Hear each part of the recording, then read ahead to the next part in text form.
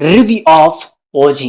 ఎన్నాళ్లకు ఒక్క సరైన హిట్ పడితే బాగుంటుంది అనుకున్న ప్రతి టైంలోని సుజిత్ మాత్రం ఒక ఫ్యాన్ బాయ్గా కాదు, సినిమాని మాత్రం ఒక లెవెల్కి తీసుకెళ్ళాడని చెప్పాలి. ఫస్ట్ థ్యాంక్ యూ చెప్పాల్సిన ఎవరికైనా ఎక్కువగా ఉన్నది అంటే సుజిత్ అని చెప్పాలి. డైరెక్టర్ సుజిత్ గారికి ఎన్ని థ్యాంక్స్ చెప్పినా ఈ సినిమాకి సరిపోదు అని చెప్తాను. ఎందుకంటే ఓజీ సినిమా చూసిన తర్వాత నాకెందుకు ఈ ఒపీనియన్ కలిగిందంటే, పవన్ ఫ్యాన్స్కి ఏం కావాలో అండ్ జనరల్ ఆడియన్స్కి ఏం కావాలో ఫుల్ మీల్స్ ఈ సినిమాలో పెట్టేశారు. అండ్ ట్రైలర్ రివ్యూలోని నేను ఒక మాట అన్నాను, పంజా వైబ్స్ని మళ్ళీ గుర్తు చేస్తుంది అని. పంజా అనేది ఒక underrated movie, but Panjaa vibes మాత్రం ఇప్పటికీ అలా ఉంటుంది అని చెప్పడానికి ఓజీ ఒక పెద్ద నిదర్శనం అని చెప్పాలి. ఓజీ సినిమా నాకు అంతగా నచ్చింది. సినిమా చూసిన ప్రతిసారి కూడా నాకు పవన్ కళ్యాణ్ కొత్త లుక్స్ కానీ, తన స్టైల్ కానీ, తన ఇమేజ్ కానీ ఎక్కడ క్రేజ్ అయితే తగ్గకుండా, ఎక్కడ సీన్ హైప్ ఇవ్వాలో అక్కడ హైప్ ఇచ్చి డైరెక్టర్ చాలా క్రియేటివిటీగా ఆలోచించారు అని చెప్పాలి. సో నాకైతే ఓజీ నచ్చింది. ఇంకా స్టోరీ ప్లాట్ అయితే నేను రివీల్ చేయను, ఒక్కడైతే చెప్తాను. ఓజీ మీనింగ్ ఏంటో మీకు తెలుసు.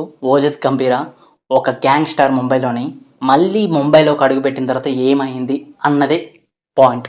కొత్త కథ కాదు, కానీ సినిమాలోని ఫైట్ సీన్స్, ఎలివేషన్ సీన్స్ వేరే లెవెల్గా ఉంటాయి. పవన్ కళ్యాణ్కి తగ్గట్టు ఒక హిట్ 12 సంవత్సరాలకు ఒకసారి గట్టి హిట్ వస్తుంది అని అంటారు కదా.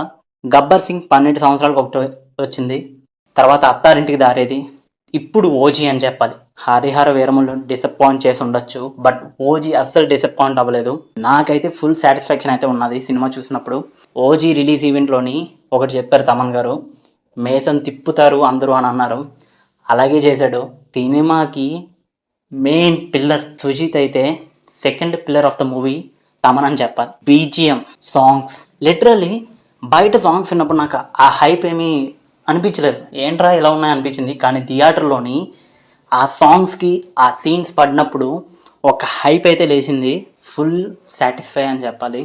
సో ఈ టికెట్కి, నేను పెట్టిన టికెట్కి ఈ సినిమా వర్త్ అని అనిపించింది. సో ఓజీ సినిమా నాకు నచ్చింది.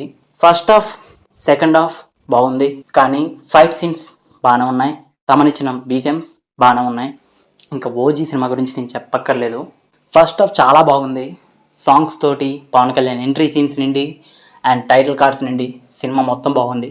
అండ్ సెకండ్ హాఫ్ బాగుంది, క్లైమాక్స్ ఫైట్ సీన్ ఉంటుంది, ఇది థియేటర్లో మిస్ అవ్వకూడదు అనిపిస్తుంది. సో సినిమా నాకైతే నచ్చింది. ఇంకా ఓవరాల్గా ఈ సినిమా రివ్యూ చెప్పాలి అని అంటే, ఫస్ట్ హాఫ్ బాగుంది, సెకండ్ హాఫ్ బాగుంది, తమనిచ్చిన మ్యూజిక్ బాగుంది, బీజిఎం బాగుంది, సాంగ్స్ బాగున్నాయి అండ్ యాక్టర్స్ పర్ఫార్మెన్స్ కూడా చాలా బాగుంది. ఈ సినిమాకి నేను 5కి 3.5 ఇస్తున్నాను.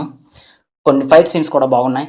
డైరెక్టర్ సుజిత్ గారికి ద క్రెడిట్ మొత్తం ఇవ్వాలని కోరుకుంటున్నాను.